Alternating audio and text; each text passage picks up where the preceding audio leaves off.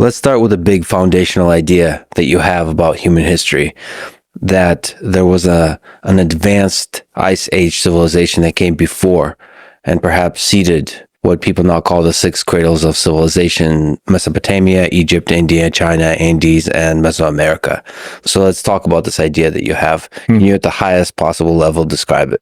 It would be better to describe it as a foundational sense of puzzlement and incompleteness in the story that we are taught about our past, which envisages more or less, there have been a few ups and downs, but more or less straightforward evolutionary progress.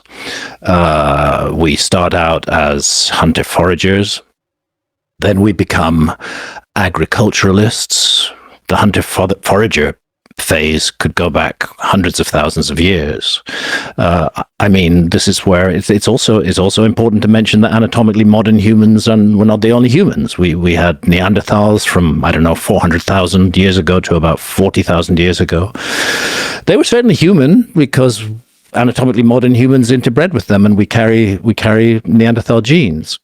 There were the Denisovans, maybe 300,000 to perhaps even as recently as 30,000 years ago. And again, interbreeding took place. They're obviously a human species. So, we've got this background of humans who didn't look quite like us. And then we have anatomically modern humans. And I think the earliest anatomically modern human skeletal remains are from Jebel Hood in Morocco, and date to about 310,000 years ago. So the question is, what were our ancestors doing after that? And I think we can include the Neanderthals and the Denisovans in that general picture. And why did it take so long? This is one of the puzzles, one of the questions that bother me. Why did it take so long when we have creatures who are physically identical to us? We cannot actually weigh and measure their brains, but from the work that's been done on the crania, it looks like they had the same brains that we